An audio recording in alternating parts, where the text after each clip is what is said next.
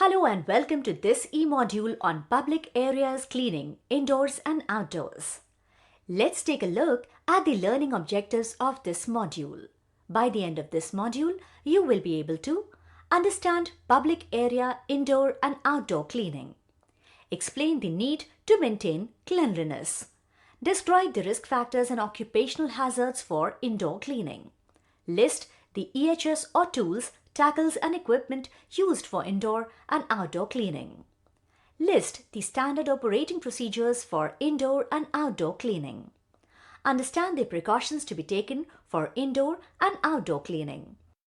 Understand the frequency of indoor and outdoor cleaning.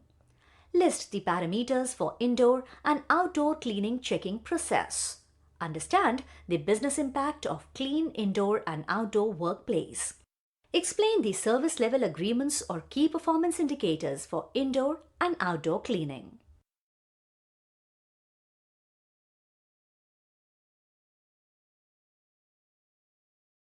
Let us start this module by understanding what is public area. A public area is any indoor area that is open to and frequented by the public and where, during a representative 24-hour period, the number of public occupants exceeds the number of employees in the building. The public may be in the form of visitors, guests, or customers. The common public areas within a building are the following: stairways and fire exits, lobby staircase, lifts and lift landing, reception area, corridors. Let us now understand what is cleanliness. There is a very popular saying, cleanliness is next to godliness, which instantly connects the word cleanliness to something pure, holy, sacred, and religious. Far from it, cleanliness is not just about a religious deed, but more about germs, disease, and deaths due to infections. The two terms, cleanliness and hygiene, are often interchanged and used to mean the same thing. But there is a distinct difference in the meaning of the two terms. Hygiene is a set of habits or practices that are executed in order to maintain good health. Cleanliness is a state of being free of dirt and germs. Although it is an impossible task to get rid of germs entirely, regardless of the techniques or methods used for cleaning, the main aim of cleanliness is simply trying to maintain a healthy environment for all the occupants in the building. Therefore, a clean workplace can be said to be a place where there is an all-round protection from germs to health. Let us now learn how to deal with cleaning outdoor or external common areas. It is just as important to keep the external areas clean and tidy as it is to do the same for internal areas of a commercial premises. Depending on the type of business, it could even be more important to ensure that outside always looks its best as the building itself. When commercial premises are surrounded by rubbish and debris, it does not look attractive to visitors or employees and may be hazardous. For example, the approach area, exit paths, entrances, courtyard, landings, porches, patios, porch covering and balconies. Let us now look at some of the cleaning equipment used for cleaning external areas. The appearance of a building and the surrounding area can be enhanced by using a range of exterior cleaning equipment. There is a machine for every area and they reduce the laboriousness of the task and ensure it is carried out with efficiency and economy. To remove the surface litter and detritus, the floor sweeper would be one piece of exterior cleaning equipment that could be used. The floor sweeper uses a system of rotating brushes to literally sweep the debris back into a holding vessel for later disposal. This type of floor cleaning machine reduces the time taken and operator fatigue, which means the environment can be kept clean and safe, preferably through a regular maintenance program. It may be that even with regular sweeping, the hard standing area is still dirtier than it ought to be. In this case, a pressure washer with a rota-wash attachment would have an impact on stubborn dirt. This attachment uses rotating nozzles contained within a casing which allows the cleaning power of the water to be applied evenly to the floor and reduces the potential for water to splash back onto the operator. The pressure washer without an attachment can leave a striped effect on the floor as it is difficult to clean evenly on large areas. Let us now understand the importance of cleaning external areas. Regular upkeep and maintenance of the cleanliness of the external areas of the premises is an important task, as dirt and dust gets accumulated that gets carried indoors either through the footwear of the people entering the premises or with the wind, rain, etc. The challenge in keeping the external areas of the premises clean is the outdoor pollution generally, including the climatic conditions. External dust, air pollution from nearby sources and factors like rain, snow and wind can reduce the indoor air quality and cause a great deal of distress to the employees working in the premises if these external elements are not taken care of, as they could lead to employees' ill health. Thus, the primary concern of housekeeping is to keep the external areas clean and minimize the effects of outdoor elements on the indoor environment of the premises.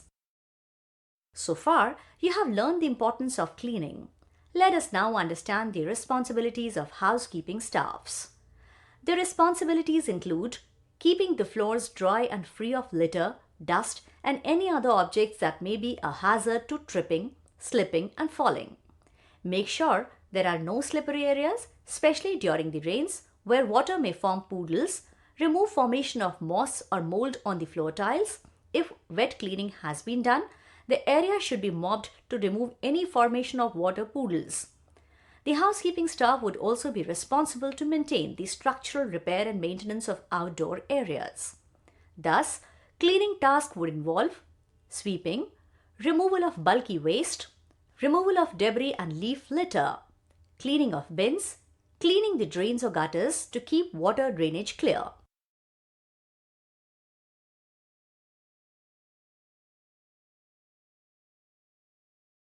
There are several reasons for one to maintain cleanliness in the workplace. They are as follows. There is a direct correlation between a clean work environment and improved employee health. A clean environment can help reduce worker sick days. A regular cleaning program preserves and protects building assets for long term, such as carpets, floors, tile surfaces, equipment. It prevents excessive wear and extends lifespans. The appearance is one of the major elements that separates one building from another and brings added value in maintaining a positive image of the organization and its values. Clean, dry floors to prevent slips and falls. Slips and falls are one of the most common ways of enduring accidents and injuries. Messy and unorganized environment is root of all problems, as there are more chances of threats going unnoticed, becoming hazardous. OSHA defines an occupational hazard as a thing which may cause harm to the employees within the workplace. Use of disinfectants in the workplace is very important to prevent the spread of germs and infections. But to do so, one should be careful to use an EPA, that is Environmental Protection Agency registered and clinically approved chemical disinfectant rather than some cheaper local product, which may affect the health of the employees in the long term, leading to health issues and absentees. Proper air filtration lowers employee exposure to hazardous substances. According to OSHA, mold can cause adverse health effects for employees who are exposed to mold spores. Mold is a fungus that can release millions of spores into the air and can cause respiratory illnesses. Thus, it is essential to clean work site facilities, such as bathrooms, to reduce the chance of mold growth. Employers also may want to replace or clean indoor air filtration systems frequently to ensure any mold spores that are released into the air don't reach workers. Clean light fixtures improve lighting efficiency and help to prevent accidents and maintain a safe work environment. Green cleaning products are safer for people and environment. Along with choosing the correct chemicals, it is equally important to store these chemicals in the correct places. There are more chances of these chemicals to cause skin-related allergies, which on the longer run can affect the employee's attention span and confidence. Proper waste disposal and recycling of materials keep work areas free of clutter. Piled trash can be the exact place where pesticides can reside and multiply. They can be a great threat and hazard to the work environment. Placing dustbins or waste bins throughout the place is a way to start. Then there should be guidelines given to the janitorial staff to dispose the waste in the correct place. Further, reducing and recycling methods should be implemented within the workplace. Lastly, sanitizers should be kept in handy so that there is no hazard of any kind of germs attacking in any manner.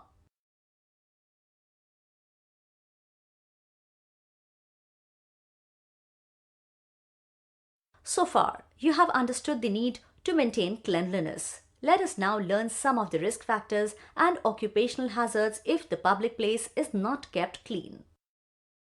Cleaning services include a broad range of activities and are performed in different work environments such as offices, industries, hospitals, schools, shops, aircrafts, etc. The risk that cleaners may be exposed to therefore depends on the various tasks that they perform and also on the premises they work in. The health and safety risk assessments are a legal requirement that should be completed at the planning stage of any cleaning project or job with suitable work statements. The risk assessment should aim to identify any risks or hazards that might be involved in the job. Adequate control measures or safe systems should then be put in place to reduce or remove unacceptable risks. Many indoor and outdoor cleaning operations involve the use of chemicals and equipment. Managers must ensure that the cleaning staff are appropriately trained and that they are familiar with the risks associated with the performance of cleaning tasks in their specific work locations. Risks should be controlled so that the cleaners and any other users of the building are kept safe and free from any danger. Let us now have a quick knowledge check.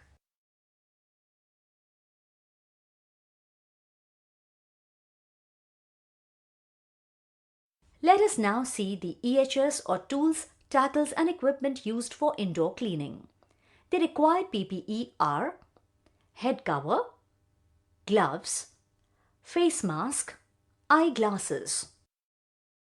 The required tools and tackles are dry mop, wet mop, mop trolley, signage of wet floor cleaning, all-purpose cleaner R2, glass cleaner, disinfectant, extension pole, squeegee, bucket as per color coding requirements, and cloth or disposable cloth or microfiber cloth as per color coding requirements.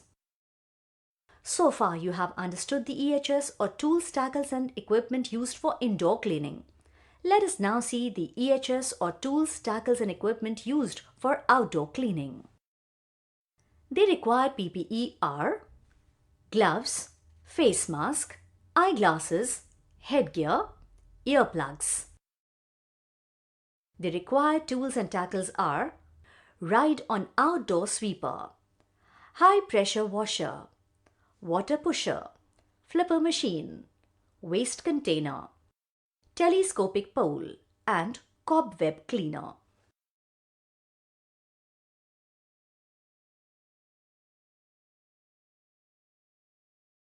So far you have understood the risk factors and occupational hazards if the public place is not kept clean. Let us now learn the standard operating procedure for indoor cleaning, wet mopping. Area to be identified and the signage to be put up at least in two places, one generally at the entrance area and second one in the far area of the area being wet mopped from where personnel are likely to enter. Fill in the mop trolley to 3/4 levels with water and all-purpose cleaner or disinfectant to the desired quantity. Ensure that the mop trolley does not obstruct the passage or cause danger to the personnel who may enter the floor area. The preferred area would be any one of the corner away from the passage. Wash the wet mop before use, either in the designated area or in the mop trolley in the squeeze bin. Start the mop of the given area from one end or corner in a left to right or right to left fashion. Frequently, wash the mop in the mop trolley and squeeze excess water in the squeeze bin. Change water of the mop trolley when the color of the water is seen to be dirty or dark in color. On completion of the task, remove the signage and return the mop trolley at the emptying point. Clean the mop trolley and the mop with clean water and wipe clean the trolley for storage for next use. Be certain to view the finished product from various angles to make sure there are no streaks seen on the floor. Let us now learn the standard operating procedure for dry mopping. Start the mop of the given area from one end or corner in a zigzag and/or in a pattern. Frequently dust the mop in the dustbin or any other designated point for collection of dust after the task is finished. Be certain to view the finished product from various angles to make sure there are no streaks seen on the floor. Wet clean the dry mop at least once a day, preferably when the mop is not envisaged for use for at least 6 hours of drying. Use disinfectant at the end of wet cleaning before squeezing out the excess water and returning the mop for drying. Let us now learn the standard operating procedure for countertop cleaning. Using a sprayer bottle with diluted liquid all-purpose detergent, spray the countertop. Use a duster cloth to wipe it and spread the detergent. Using a dry cloth, wipe it clean so that no watermarks are visible. Clean the telephone using disinfectant and damp microfiber cloth. Let us now learn the standard operating procedure for lift cleaning. Isolate the lift with the doors open so that you are not working in a confined space and that the lift is safe for you to clean. Select the correct cleaning materials for the surfaces in the lift after you have identified what the dirt is in the car, on the handrails, doors, and control. All-purpose cleaner, glass cleaner buttons. Clean the sides of the lift. Clean the floors depending in the floor. Clean the doors both inside and out to remove any marks and fingerprints. Clean around the tracks of the doors and door frames, removing all of the dirt and dust. Vacuum clean the floor tracks to remove dirt and dust. Be careful not to press the call button on the control panel. Return the lift to being in use and switch off the isolating switch. Let us now learn the standard operating procedure for staircase cleaning. Select the cleaning equipment most suitable for the procedure. Remove all bulk debris. Install appropriate signage and barriers to maximize public safety during cleaning. Wear personal protective equipment appropriate for the procedure. Dry mop the stairs using a dry mop and dustpan. Start at the top of the stairwell and work from outside or open edges towards the wall to finish at the bottom of the stairs, and try to raise as little dust as possible during the sweeping action. Wipe the handrails and supports using a damp cloth. Damp mop the stairs working from the open edges towards the wall. Use as little cleaning solution as possible. Do not spill cleaning solution over the open edges. Remove the safety signs when the floor is completely dry. Remove personal protective equipment and perform hand hygiene. When the task is completed, clean all cleaning equipment and return it to the cleaner's room or storage area or discard as appropriate.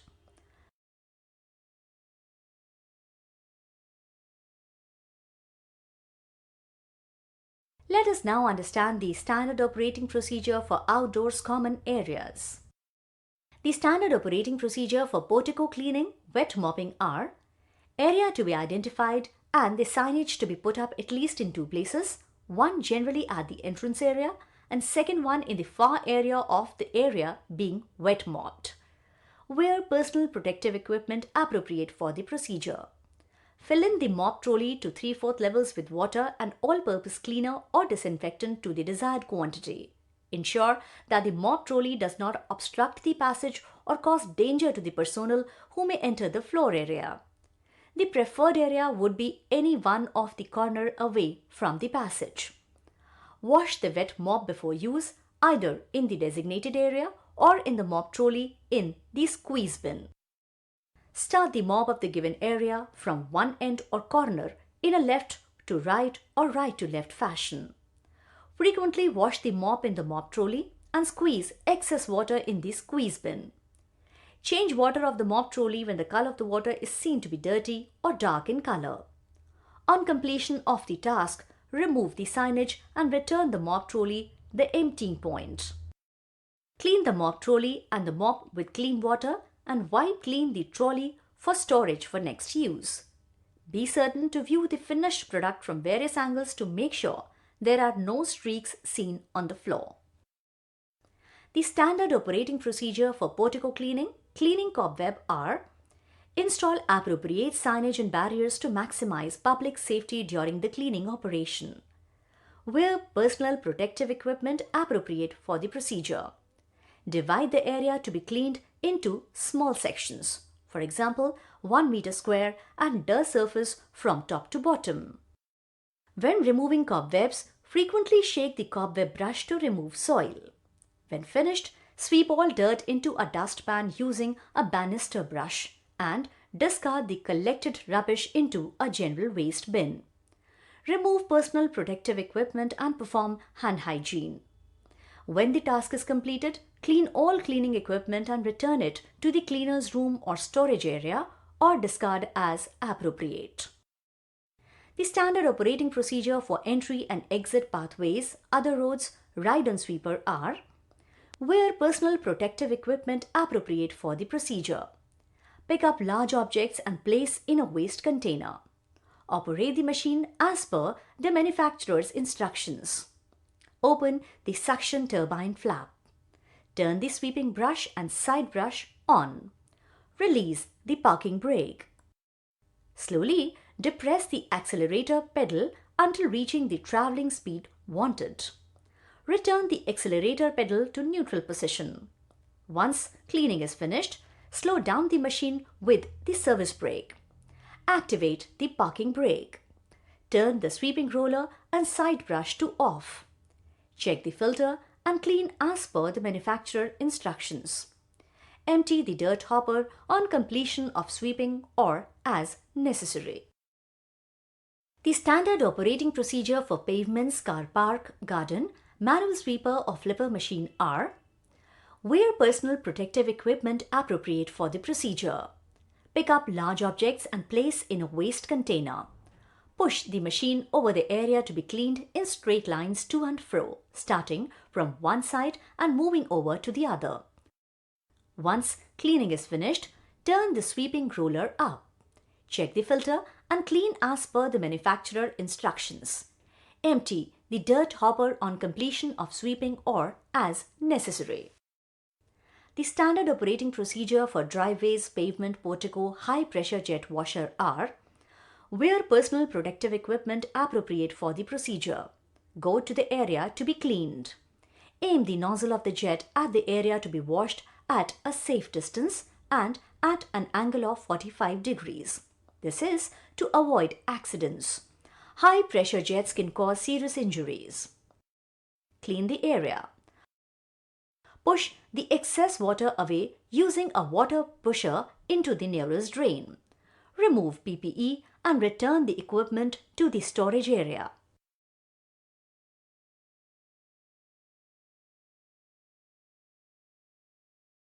Let us now understand the precautions that the janitor staffs should do before cleaning indoors.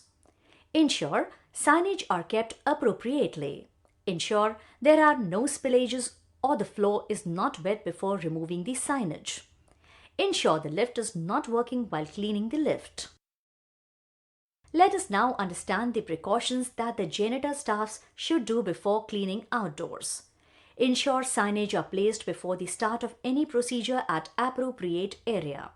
Always hold the pressure jet firmly and away from the body. Watch for traffic while using ride on sweeper.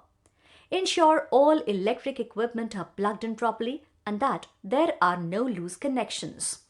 If any chemicals are being used for cleaning, Follow all safety guidelines as per directions given on the label. Use and store the chemicals as per recommendations in safe place.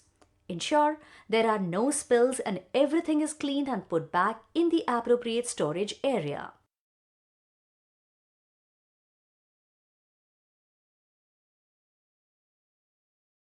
Let us now look at the cleaning frequency of indoor area. All interior public areas should be cleaned thrice a day except lifts, which is once a day, preferably early in the morning when there is least movement. Let us now look at the frequency of cleaning outdoor areas.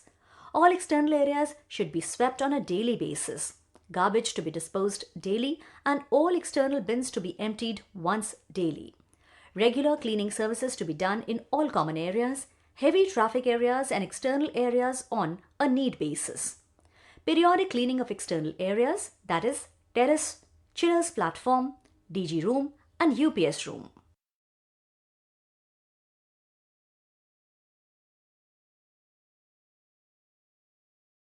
Some of the parameters that needs to be checked before performing indoor cleaning are: check for dirt and dust on floors. Check for smudges in lifts and handrails.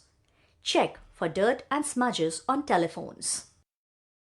Some of the parameters that needs to be checked before performing outdoor cleaning are: check for litter, dirt, dust, grime, grease, fallen leaves. Check for cobwebs. Check for dirt at the entrance inside the building.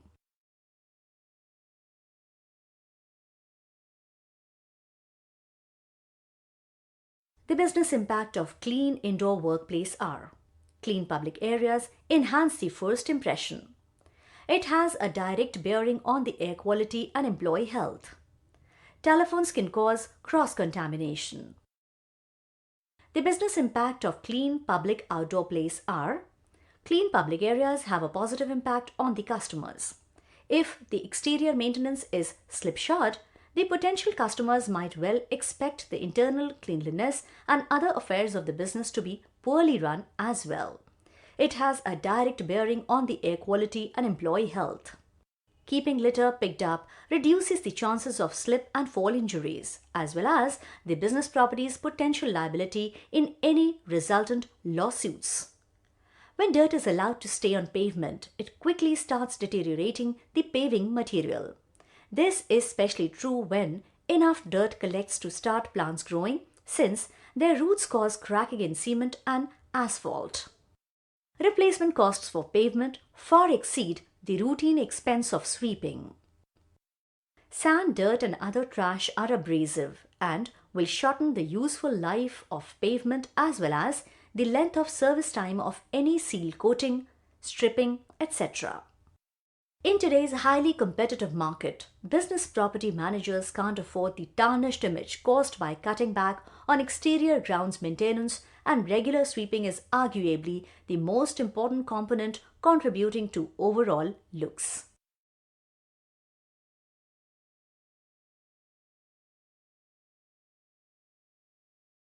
So far, you have learned the business impact of having clean indoor and outdoor area. Let us now understand the service level agreement made between the company and vendor for indoor cleaning. All the interior public areas to be cleaned thoroughly once daily according to the agreed scope and service level, and thereafter as and when required through the day, depending on the situation or circumstances as specified by the client agreement. Coordinate with service provider or contractors and liaise with them to ensure that the service is carried out according to the agreed scope and service level. The key performance indicators, that is KPI, are: results from regular inspections, weekly or monthly inspection checklist, ensure minimum complaints per year or as specified by client agreement or failure to keep the public areas clean. Some of the service level agreement for outdoor cleaning are as follows: ensure vendor performs services as per specified scope of work. All areas to be cleaned and kept free of dirt and grime as per agreement. Paving, entrances and exits washed as specified. External doors and steps washed as specified. External plant rooms and external emergency exit routes clear of debris. Equipment should be maintained to the highest standard possible, should be operational, clean, and not in a state of disrepair. Hazardous substances to be stored inside as per specified norms and regulations. All records to be accurate and up to date. Management systems and processes are clear and documented, as well as quality assured. The key performance indicators, that is KPI, for outdoor cleaning are: all compliances are being adhered to as per contractual agreement for all cleaning activities. Activity provided within agreed upon budget or quotation. Consumable items are properly accounted for. Surfaces are kept clear and swept as specified in the agreement. Drains kept clear for surface water to run away. Response to service calls within agreed periods. Sample inspection of completed task is found to be in accordance with good professional practice.